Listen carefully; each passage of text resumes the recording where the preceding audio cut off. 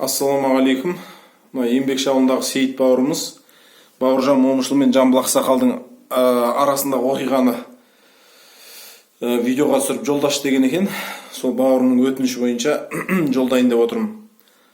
1943 жылы Баукең елге келеді. Әуесіп бастаған сол кезде қазақтың игі жақсылары Баукеңді Алматы темір жолына күтіп алады. Сөйтіп Баукең 1944 жылы қаңтар айында ғылым академиясында ғалымдарға лекция оқиды. Сондай күндердің бірінде Баукеңе Сәбит Мұқанов келіп, Бауыржан, бір үлкен қателік жасаппыз деп айтады. Баукең қандай қателік десе, Жамбыл Ақсақалдың барып қолын алмаппыз ғой дейді. Содан ертеңіне Ұзынағаштағы Жамбыл Ақсақалдың қолын алуға Сәбит Мұқанов пен Бауыржан екеуі жолға шығады.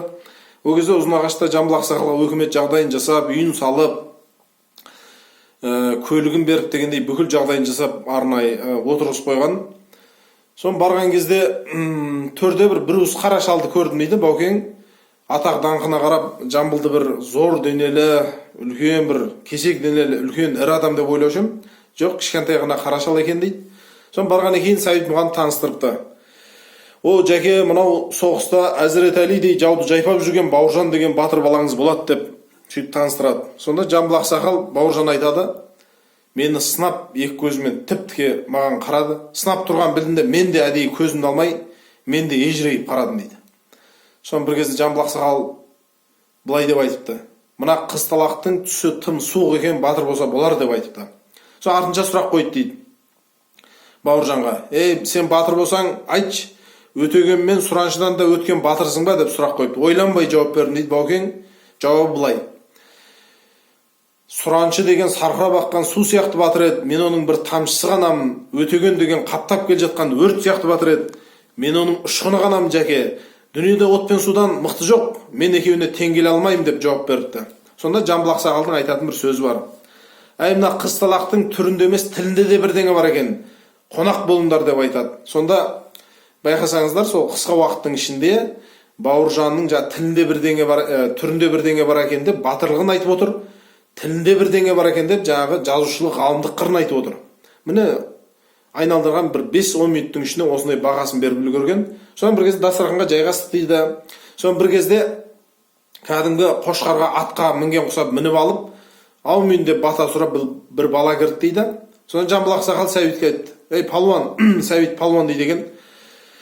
Батаны өзің бересің, батырың беруші ме еді, өзің бересің бе депті. Сонда Сәбит жоқ, батаны өзіңіз беріңіз деп. Сонда Жамбыл Ақсақал мынандай бата берген: батырдың жолы болсын, самсаған қолы болсын, түсі де суық екен, ісі де дол болсын, аумин, Аллаху акбар деп бата берген. Енді осы батаның қабыл болғаны шығар.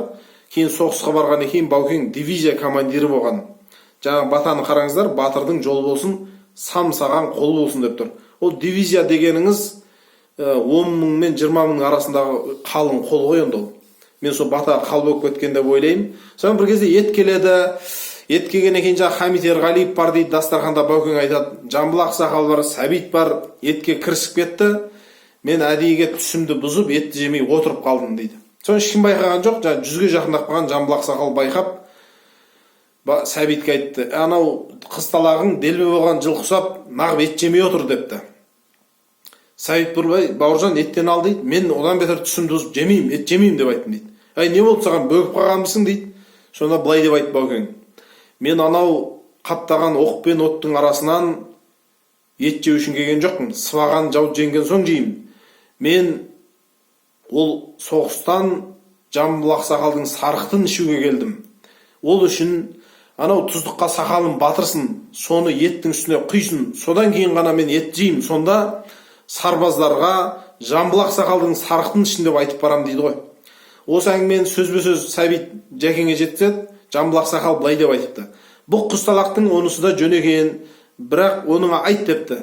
Мен сорпаға сақалын батыратын тек емеспін, кішкене мұртын тигізіп берейін деп бір ұттап жаңағы ырым жасап берді дейді. Сонда мына қарттың орынды әзіліне бәріміз қыран топан күлкі болып, рахаттанып қонақ болып қайтқан жайымыз бар еді дейді. Міне екеуінің арасындағы оқиға осы. Байқасаңыздар, Жамбыл Ақсақал Бауыржанды сынақтан өткізген, Бауыржан сынақтан өткен. Қазақтың дәстүрінде жаңадан шыққан батырды, шешенді, ақынды осылай қарттар сынайтын дәстүр бар.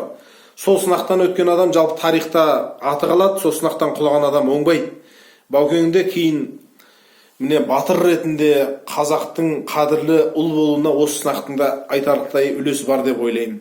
Ал Сейіт бауырым осы міне.